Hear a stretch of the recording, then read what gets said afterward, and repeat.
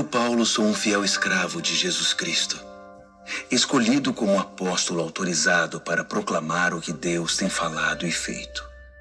Escrevo esta carta a todos os cristãos de Roma, amigos de Deus. Os escritos sagrados trazem anúncios antigos dos profetas a respeito do Filho de Deus, que mostra suas raízes na história por ser descendente do rei Davi.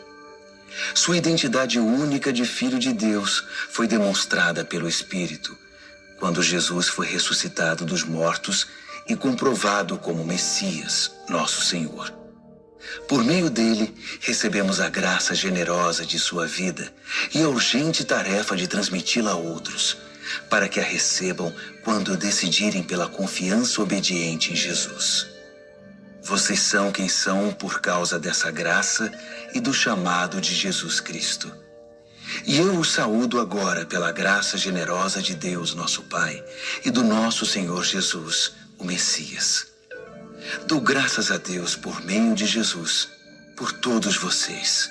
Faço isso em primeiro lugar porque em toda parte recebo notícias da vida de fé que vocês têm, e toda vez que as ouço, dou graças a Deus.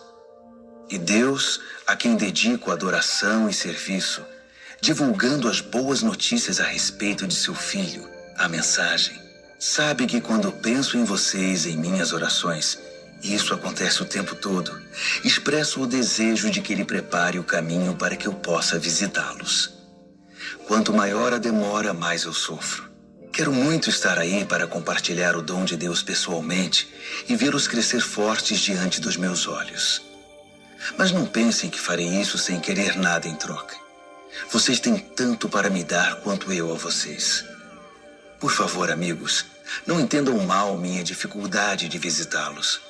Vocês não têm ideia de quantas vezes fiz planos de ir a Roma. Estou determinado a desfrutar pessoalmente a obra de Deus entre vocês, assim como em tantas outras cidades e comunidades não judaicas. Mas sempre alguma coisa atrapalha meus planos. De fato, todos, gente educada ou ignorante, sofisticada ou simples, mostram-me como dependo de todos e sou devedor a todos. Por isso não vejo a hora de encontrar vocês em Roma e pregar as maravilhosas notícias a respeito de Deus. São notícias que tenho orgulho de proclamar. Essa extraordinária mensagem que revela o magnífico plano de Deus de resgatar todos que confiam nele, começando pelos judeus, mas abrindo a porta para todos os outros povos. O modo de Deus tornar justo o ser humano se manifesta em atos de fé, confirmando o que as Escrituras dizem. Aquele que vive de modo justo diante de Deus, confiando nele, vive de verdade. Mas o furor divino é despertado pela falta de confiança do ser humano em Deus, pelos erros repetidos, pelas mentiras acumuladas e pela manipulação da verdade. Mas a verdade essencial sobre Deus é muito clara. Abram os olhos e poderão vê-la. Se analisarem com cuidado o que Deus criou, serão capazes de ver o que os olhos deles não enxergam. O poder eterno, por exemplo, e o mistério do ser divino. Portanto, ninguém tem desculpa. Vejam o que aconteceu.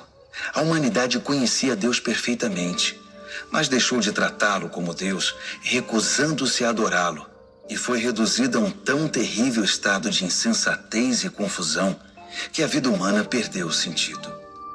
Eles fingem saber tudo, mas são ignorantes sobre a vida. Trocaram a glória de Deus que sustenta o mundo por imagens baratas vendidas na feira. Então Deus se pronunciou. Se é isso que vocês querem, é o que terão.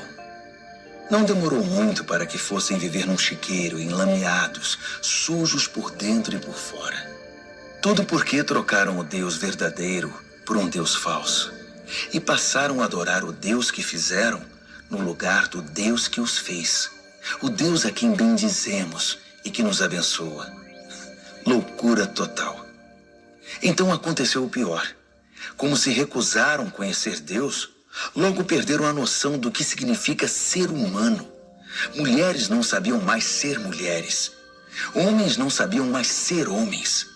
Sexualmente confusos, abusaram um do outro e se degradaram, mulheres com mulheres, homens com homens, pura libertinagem, pois de modo algum isso pode ser amor. Mas eles pagaram caro por isso. E como pagaram? São vazios de Deus e do amor divino, perversos, infelizes e sem amor humano. Uma vez que eles não se importaram em reconhecer Deus, Deus desistiu deles e os deixou por conta própria. A vida deles agora é uma confusão só, um mal que desce ladeira abaixo.